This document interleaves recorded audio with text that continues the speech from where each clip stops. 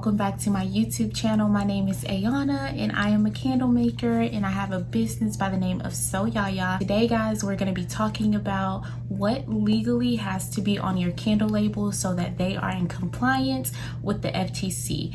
And the FTC is the Federal Trade Commission, and what they do basically is regulate you basically in protection of the consumer, making sure that you have fair practices across the board, making sure you're not doing anything fraudulent and you're not being deceptive when it comes to your business. So that is what we're going to talk about today. I just wanted to also shout you guys out. Thank you so much for supporting me. I know I say that every single video, but I have to say it. I just have to. So without further ado guys, we're just going to get right into the video. I wanted to share some of the information that I did from my research, basically stating, hey, these are our legalities and these things need to be done before you sell that product to anybody. So we're just going to go through them. It's not a lot of information, but I also just want to put this information out there for you guys because I know when I did my research on, hey, I want to become a candle maker, no one said that this is legally what has to be on my candle. I didn't know that. So I just want to give that information to you guys. This isn't legal advice, so make sure that you're still doing your own research. I'm going to link all of the places where I'm reading this information from so that you can go and do that research for yourself, okay? And you guys know I'm just looking down at my computer. Anytime we talk about legal stuff, I have my notes here in front of me, so we are just reading directly from there, okay? The first thing that it says under the Federal Trade Commission's website under the FPLA, and that's under their Fair Packaging Labeling Act, it says that your product has to have a statement identifying the commodity. What that means is if you're selling candles, wax melts, room sprays, air diffusers, car fresheners, anything, it needs to state what exactly it is. And so for reference, this is a candle and I have on there that, hey, this is a candle, so we're in compliance there, we're good to go. If it was a room spray or whatever the case may be, you need to say that on your product, stating exactly what it is. Number two, it needs to have the name and place of business of the manufacturer, the packer, or distributor. So what that means is, guys, it needs to have the company name and it needs to have the place of where you're making this product. So for example, it can say like handmade in this city and state. And then what I was reading on in reference, I noticed that, and this is just from my own research, I could be wrong, and if I am, please let me know down on the website, but you don't necessarily need to put the city and state if that information can be found on anywhere where you have uploaded like your product. So that's your website. If you have done the legal things and you've now registered your business with your state, it could be found there. So I have to do a little bit more research, but it said if your business is registered that you do not need to put that information on there, because I don't have that information on there. Because again, I have a minimalist candle, and to me, having all that here on my product label is just doing a lot.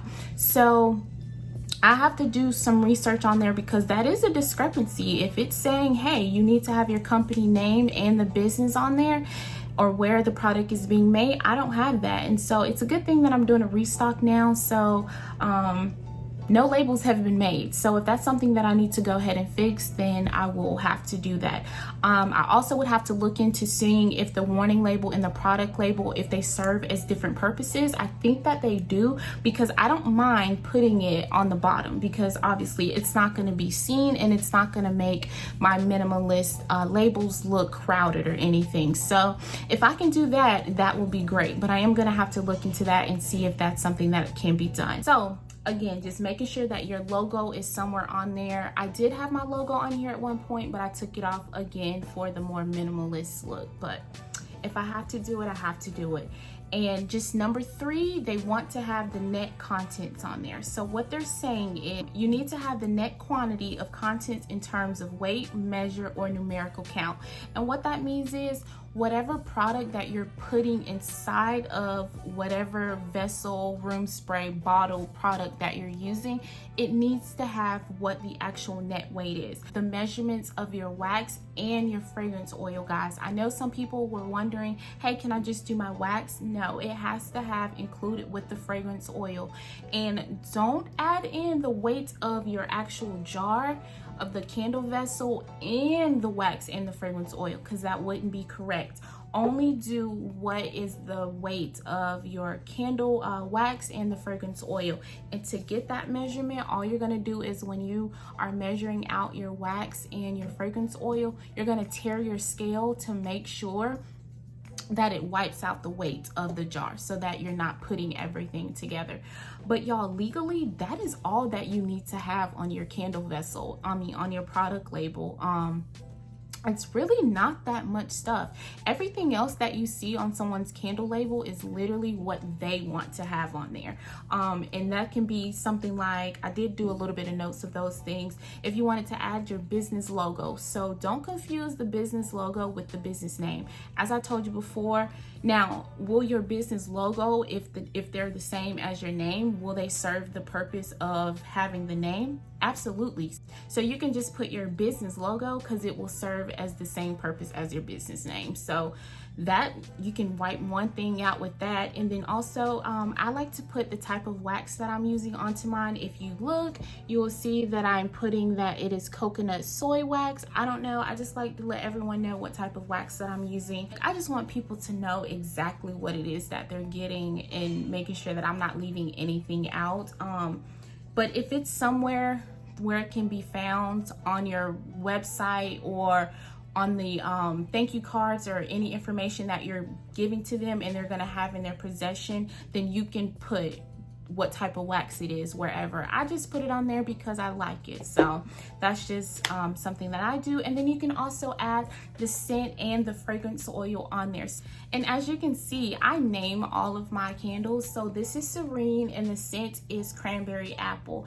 And you don't actually have to have that on there per the FTC. You can just, you don't have to put exactly what the scent is and you don't have to put the name is.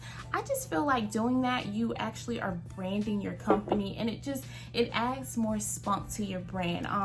Obviously, you add color on here if you like to. You can add designs. You can do whatever you like because long as you have those three main things that they legally want you to have on there, you can add whatever you want because it's your business. But again, I just do a minimalist look. So don't look at mine and think, oh my God, that's so plain. I want to do color or flowers or whatever. You absolutely can do that. On your product label, legally, that's all you have to have on there. So with that being said, they also want you to have a warning label that is legally required. And on that warning label, here are the three things that they want you to have on there. Number one, burn within sight. Number two, it needs to say keep away from children and pets. It doesn't matter what order this stuff is in, these are just the three things that need to be on there. And then you also need to have on there to keep out of reach or away from things that can catch fire.